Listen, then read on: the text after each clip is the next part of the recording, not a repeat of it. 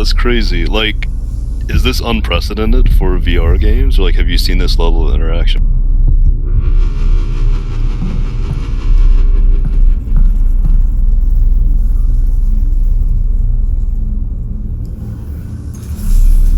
Alyx, manhack, watch out! See it.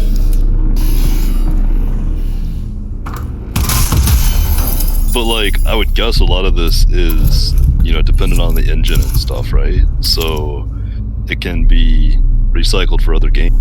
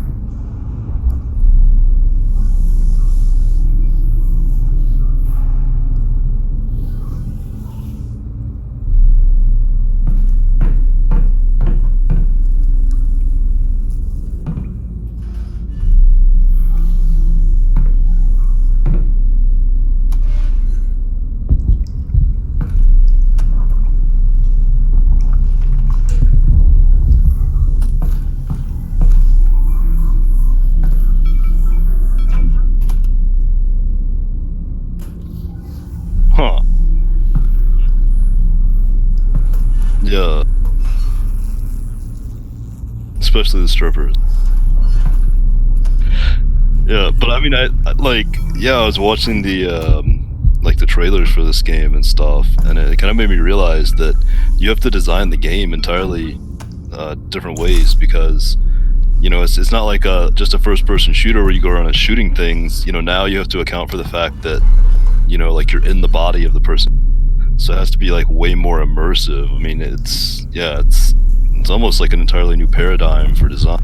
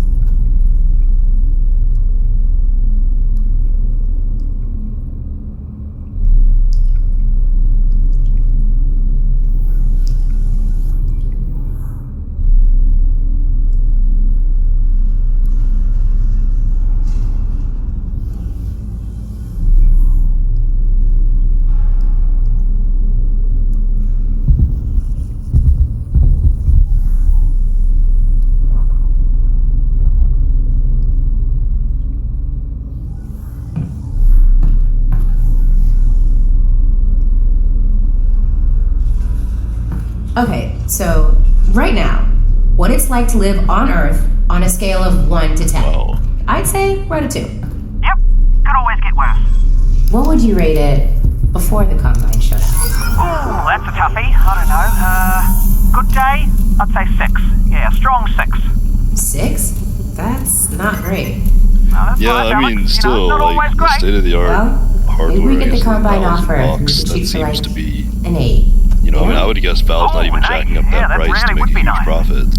Really nice. To mainstream this, you'd really have to have that come down, and that's the only thing that sucks, I think.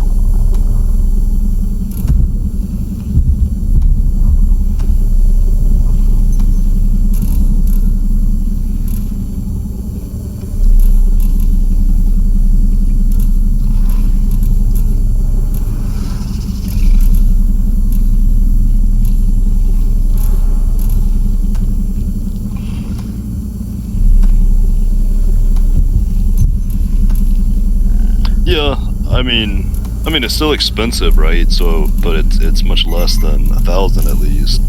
But I mean, eventually the price will have to come down, I would guess. So you know, maybe they just bundle it in like they used to do with the Kinect and stuff.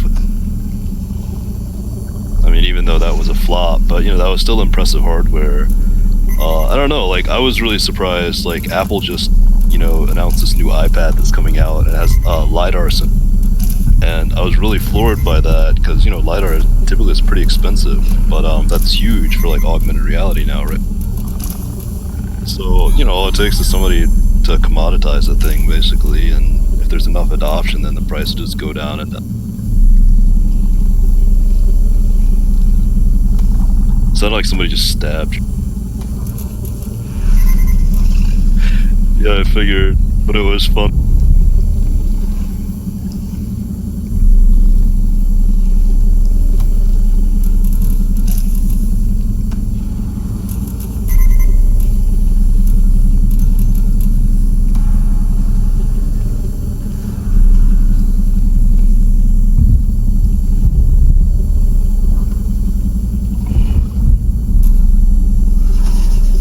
That's how it should be, I guess, right?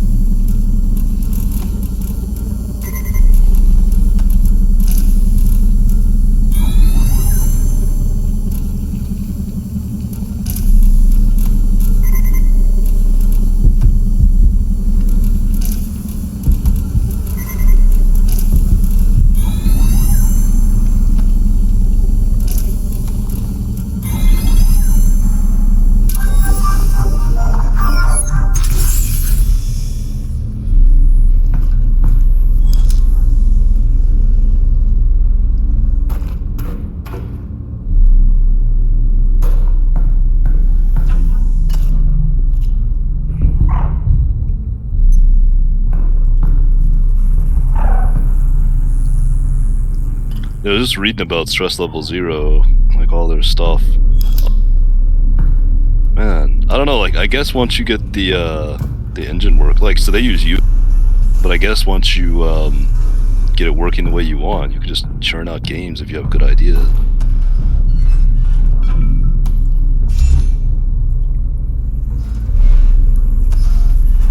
So I think on the top end, like the top license for Unity, I think you actually get access to a chunk of their source code and you can modify it to do what you want.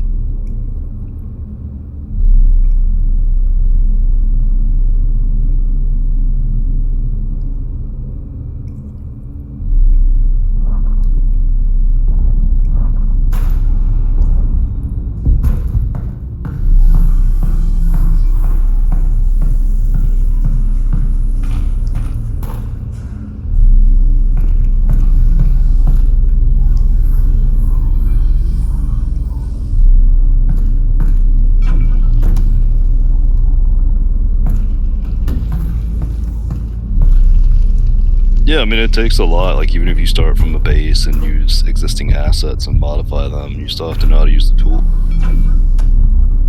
But like, have you heard of this game, Stardew? So it's kind of like, you know, like the old SNES game Harvest Moon and stuff. Like, it's basically like that. Anyway, like, I read this article about the dude who made it, and basically he just he made everything from scratch, like all the art, the programming, the music, like everything. And he basically just took 5 years off of doing anything, like, and made this game by himself from the ground up. And it's really impressive, like, for a one-man effort. I mean, it's like, it's a, you know, and he made tons of, well, yeah, right, but like his girlfriend supported him for like 5 years, and that's all he did was work on this game. But I mean, it takes a lot to make games. Like, I've talked to a lot of people who, you know, they're like professional developers now, but like a lot of them started off, you know, getting into development because they wanted to make a video game, and then they were like, yeah, this is way too hard. There's not enough money in it, and so.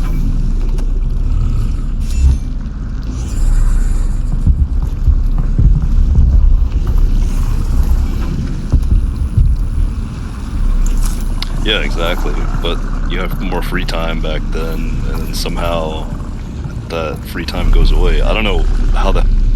You know, I feel like I have no free time now. It's fucked up. And I don't even feel like I work that hard. I just feel like I don't have enough free time to get stuff done. It's weird.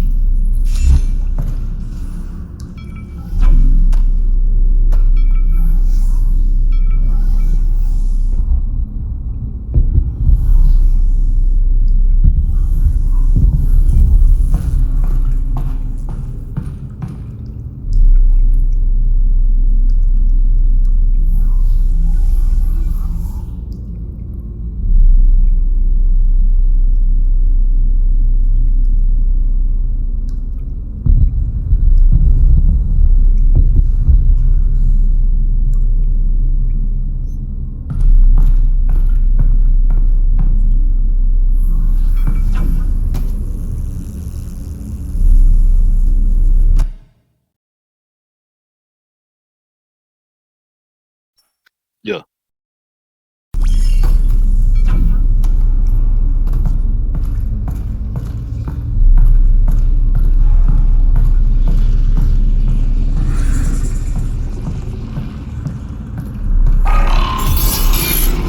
Oh, maniac!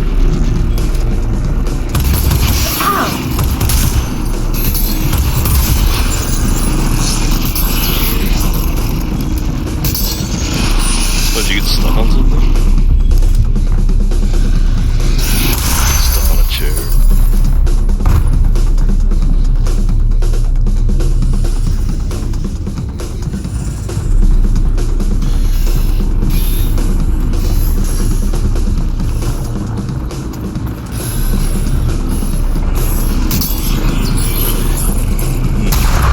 I hate those things. Oh my god, I hated those things in Half-Life. Bastard. Yeah, like, it occurs to me though that, you know, a game like Skyrim or Fallout is already built from the ground up so that the world is very interactive, right? It's a very rich world, so I can see where that would be almost a one-to-one translation. But a game like this is really ambitious because, you know, it's an FPS.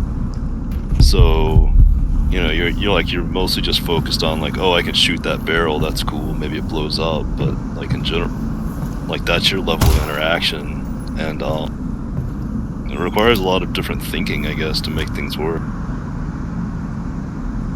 Like that, and like you can't just, you know, have somebody have like an out-of-body experience. I mean, I guess you gotta account for the way the player feels when the character in the game does.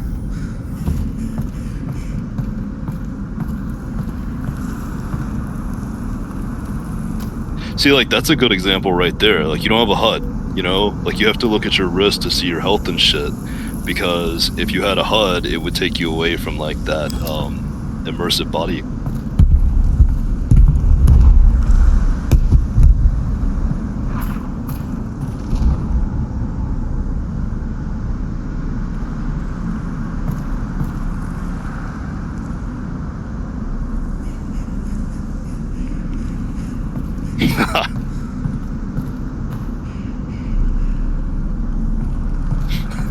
Fingers in the eye.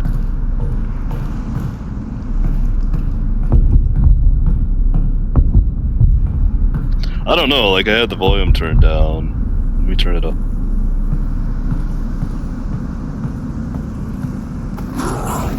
So I haven't heard myself yet, and I imagine there's like a small delay. I think you have it isolated.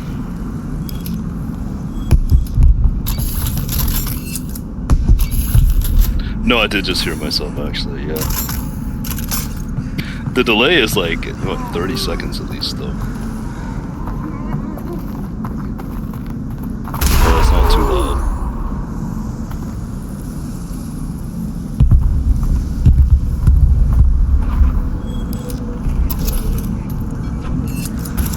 I don't know, I saw that drawing thing though, and I was like, man, this has a lot of potential.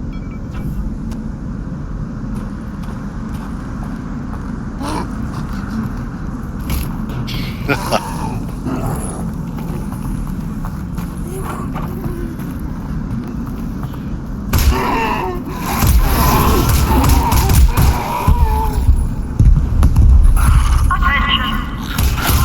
Access to this block is not permitted. To receive this message is to be in civil code violation.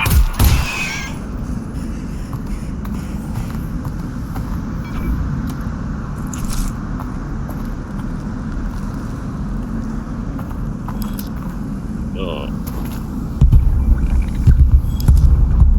So what, you just like reach around and take out like another bag?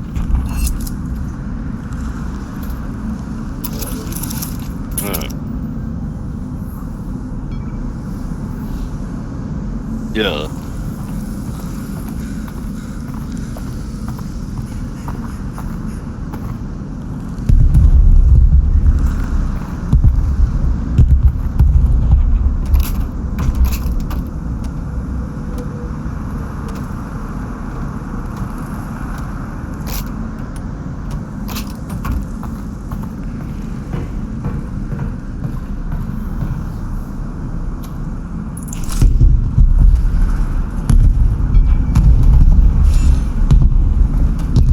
Yeah, I don't know if you've seen these like videos where Mark Zuckerberg talks about his VR vision and stuff.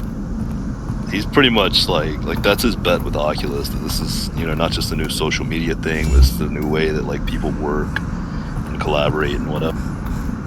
So I mean, it's an interesting vision. Like, you know, I could see it happening, especially if you think about like what's happening now, where a lot of people are working, you know, to have this kind of like a shared environment. Yeah.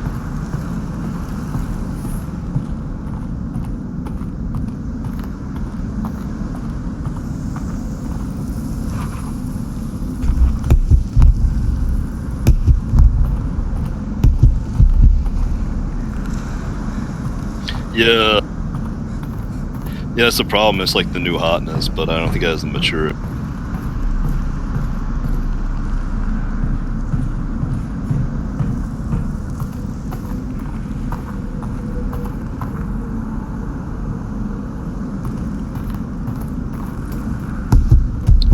Yeah, I mean, yeah, I don't know, like, WebEx has been around forever, so they've, like, integrated all the, you know, customer use case for enterprise. I don't know if Zoom is there yet.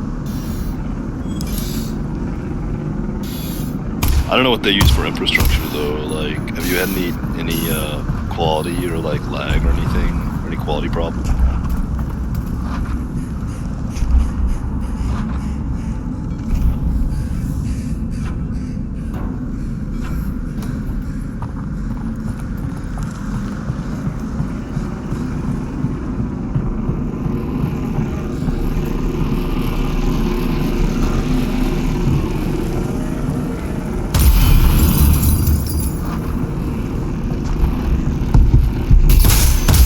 Not like Edge or whatever. Whoa. Huh.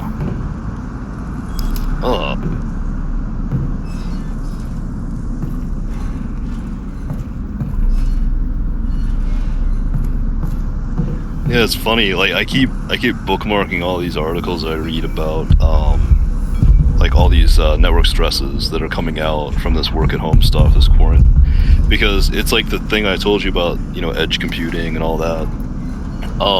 So like I just found one today where like YouTube is, they've changed the default streaming quality to like a really low setting now.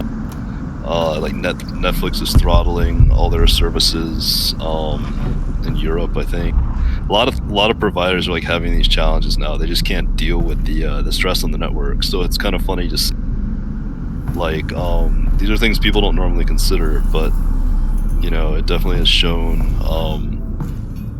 You know, we have like this technology, I think, that like the capabilities almost outstrip how much network capacity we.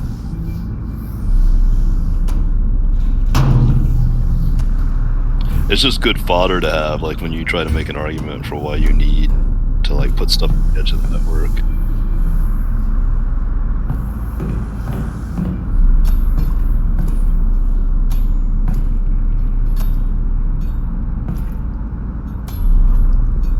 Yeah, so it's like probably the biggest stressor is like the like getting enough throughput to do all these rich applications, and then I guess latency would be.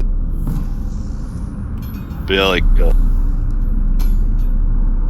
don't know. One of the things that I wanted to see with VR was like maybe how to offload the like to a remote, like offload the processing to a remote. Oh yeah.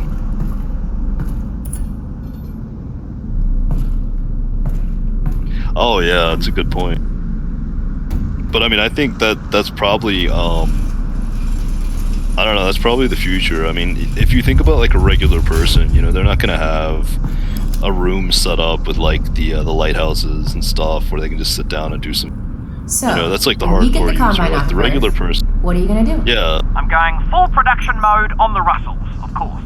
Oh, of course. You'll be sitting on a landmine. Gold mine, yep. So here's the plan. Conservative estimate, I figure 1 year to get the world unconquered by the Combine, get them off the planet. So that's year 1, then another year to mass produce the Russells. Although, just quietly, we will need to rebuild society first, you know, to get some basic infrastructure, jobs, money, that sort of thing. Otherwise people won't be able to buy them, you know. So, yeah, 3-year plan. Let's slot the infrastructure thing in for year 2. Oh, yeah, definitely. You're gonna want to put that in year 2.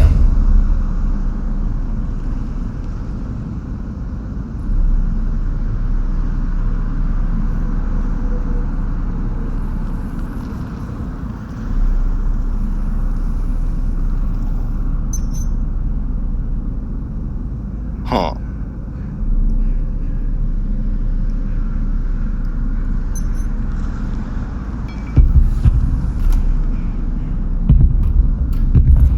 Oh, that's cool. Yeah, I mean, I think though, like, I mean, so even there though, I think that you're still gonna need the kind of thing where like the average user can go in their living room and plop down on the couch and you know just put on like, and not even like the headsets we have now. It'll have to be something more like you know goggles or whatever. Yeah, you know something light. You know, and then just pop on and do things wirelessly. So in that instance.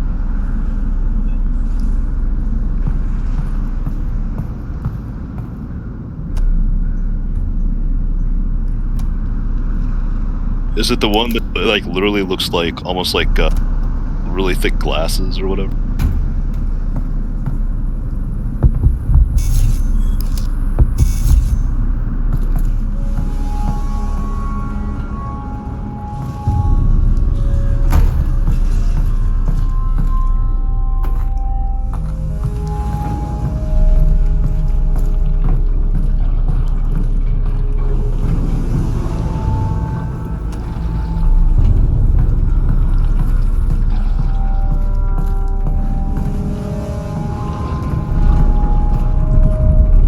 So like the next evolution of the index or whatever.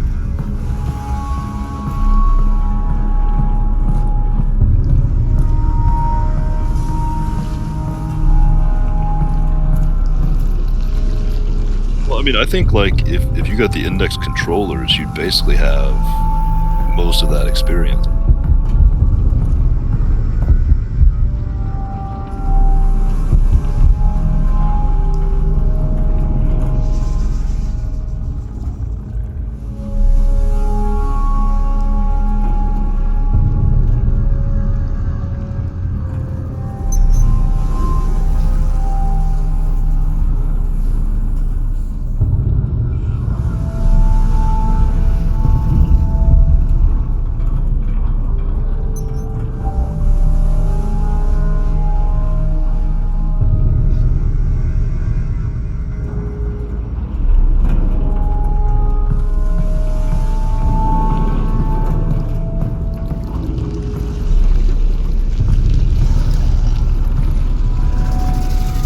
I think it's 120 hertz refresh, right?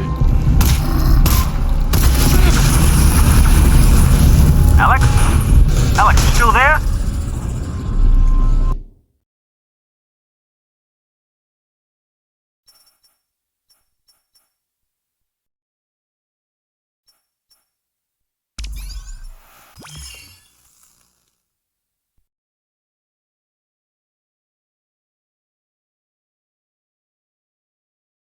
So you have to wake up and support the remote workers tomorrow.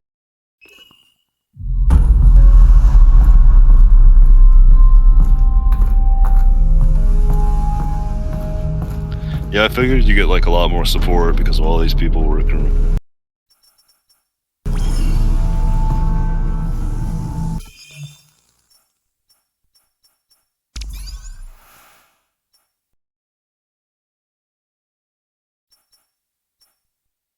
See, that's why I figured your job would be safe. I mean, I don't see there being a downturn for you.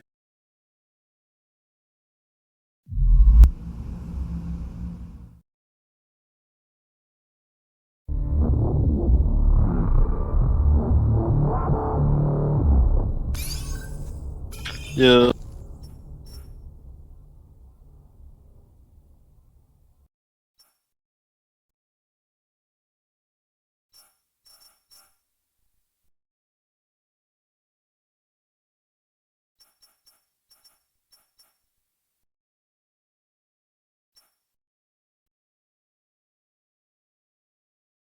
Man.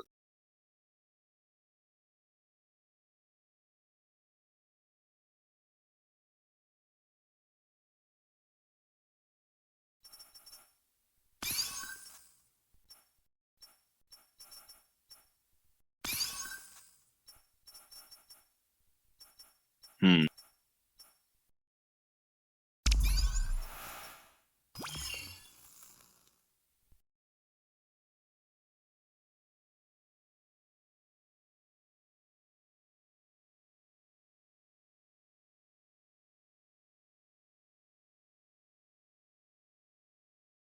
Yeah.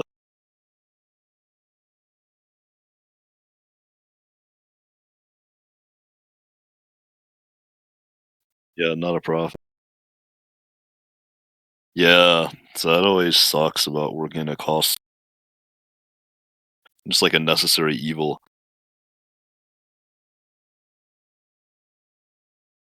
Yeah, it's kind of what I hated about working in security too, because you're not the guy who's making the company money. If anything, you're kind of like hurting the bottom line by complaining about what.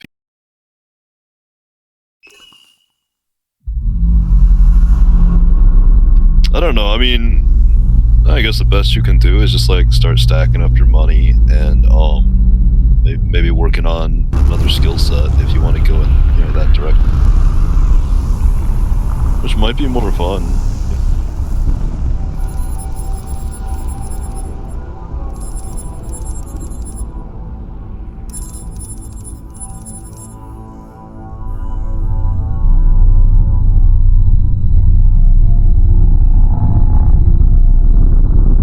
Yeah, I think the only challenge to that, right, is you'd have to go back to you'd have to pare down your lifestyle a lot. So if you're very used to the lifestyle you have now and the amount of money you have now, that could be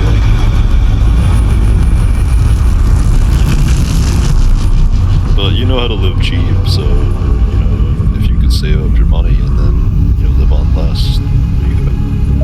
Right. I mean, well, yeah, that's the thing. It's just you just have to have like that mental adjustment.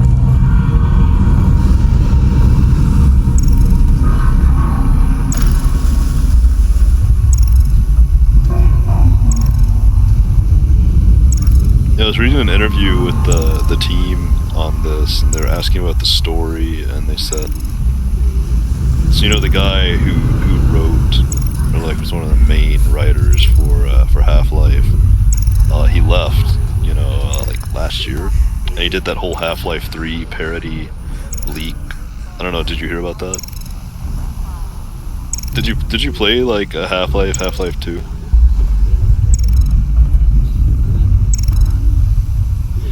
Yeah.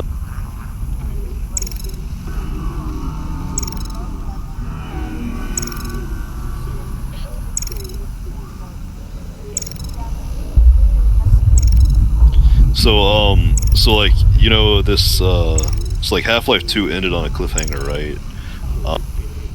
Or I don't know if you knew about that, but. Okay, so yeah, so they're not cliffhanger. People were pretty salty about it because they were expecting either Half-Life 3 or another episode that kind of, advanced. And So anyway, like after all these years, like one of the head writers on that, he left Valve and he made this post on his blog. It was basically like the script to like Half-Life, and he changed all the names of everybody and like all the gender, and but basically told the story in like kind of an almost silly way that wouldn't get him sued. But so he told everybody like what the story was supposed to be, and yeah, and then he left. Yeah, I don't know what he does now. I guess he's retired or something. But yeah, the team for Half-Life Alyx said that he was really helpful like in answering their questions and stuff, so they can make like this game match the lore.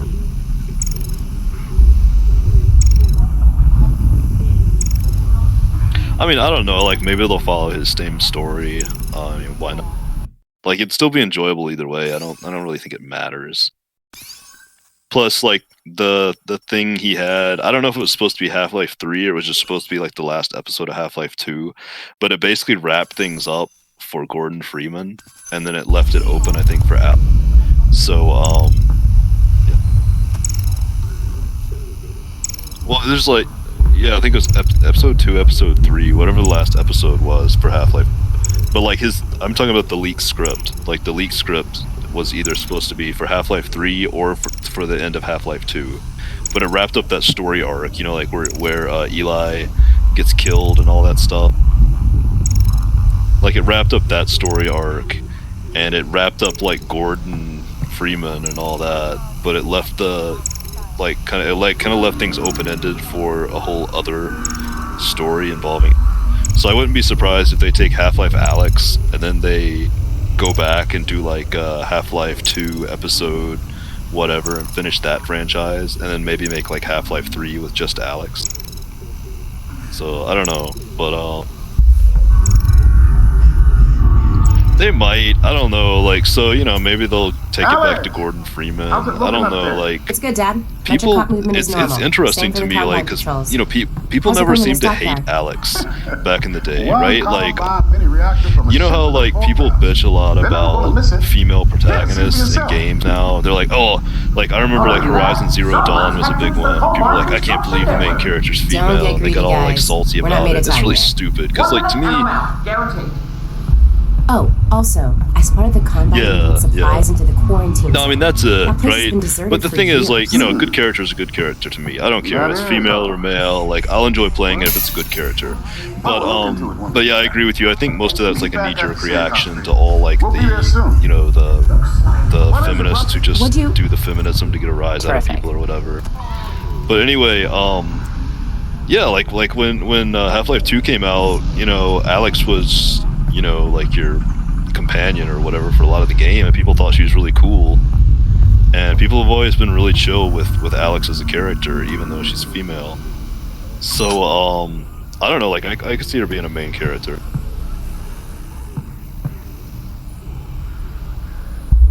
Yeah.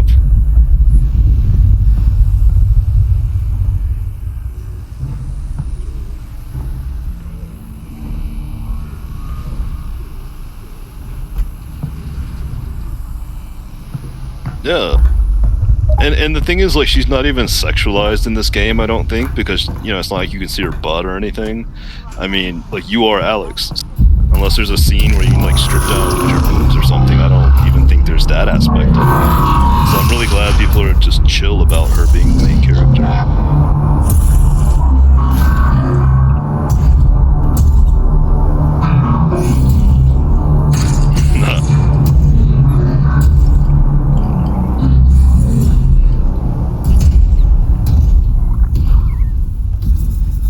Waiting for the stream to catch up. Come on, little bug.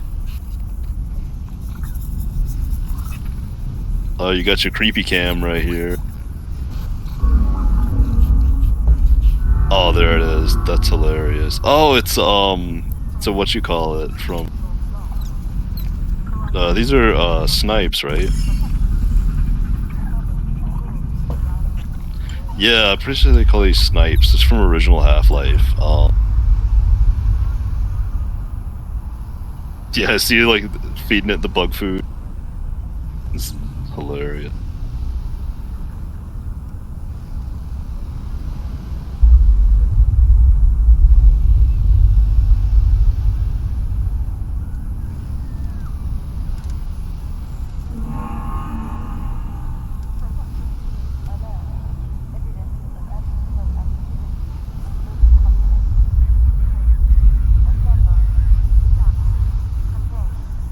Oh, nice, just like in real life.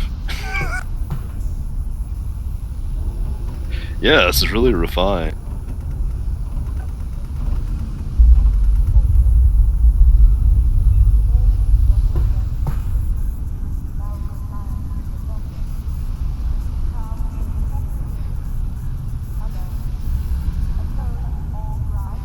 Jesus, this is some really good work they put into this.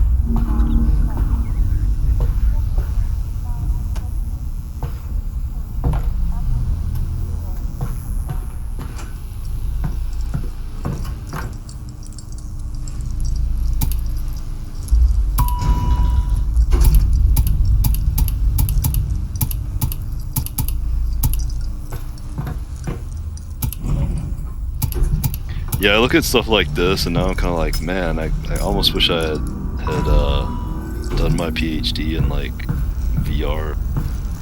Alyx! Alyx, are we good? Yep, they got the reactor. Yeah, I mean, those guys like who are working in those labs that do VR AR, they have so much cool shit to show. They have like lots of industry, like at Facebook and stuff.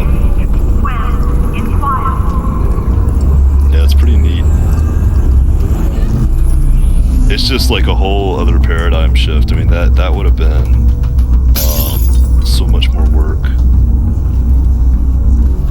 I mean, like graphics and everything. It's just like a whole different discipline.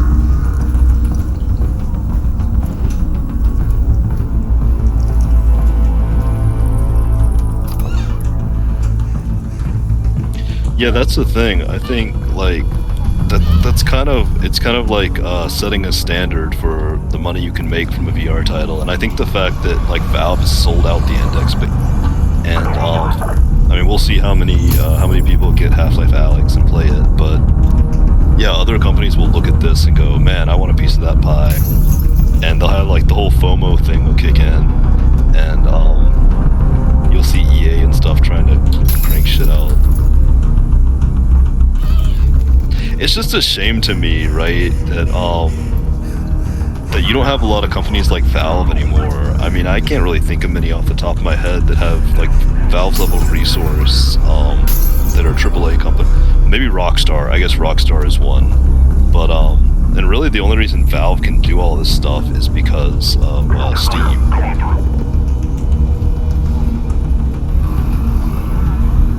That pigeon, man.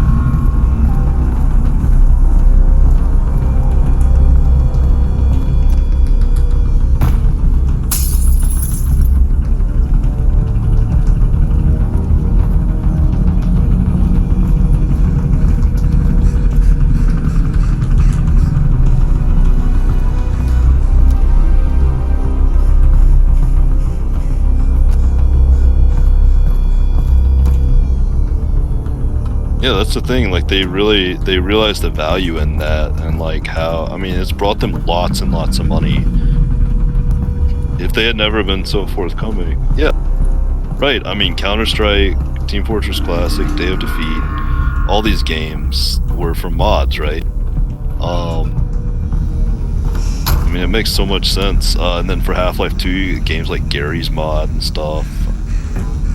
I just think the problem is now for developing games, it's just like, it's such a huge effort to make something like this. You have to have all these people who are like top shelf with like art and coding. So it's hard to have like a tiny shop that can crank out a game in a reasonable amount of time. I mean, think about like, it's like the dude who made Stardew Valley, which is basically like an SNES grade game, you know? And it took him 5 years of his life, and there's no guarantee that would have even paid off, right? So I mean, and for every one of him, you probably have like hundreds of people who just, you know, are living on like 20 grand a year or something for their indie efforts and working like 80 hours a week.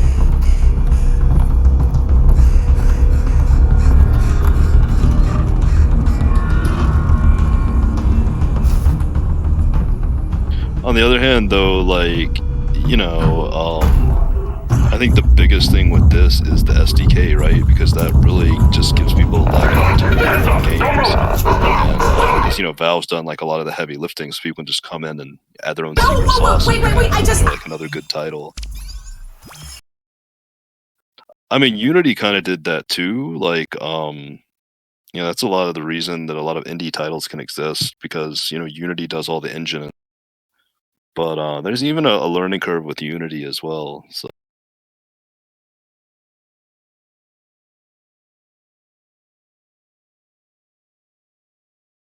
Although, like, it's pretty extensible, I'll say. Like, there's this project from Microsoft called AirSim,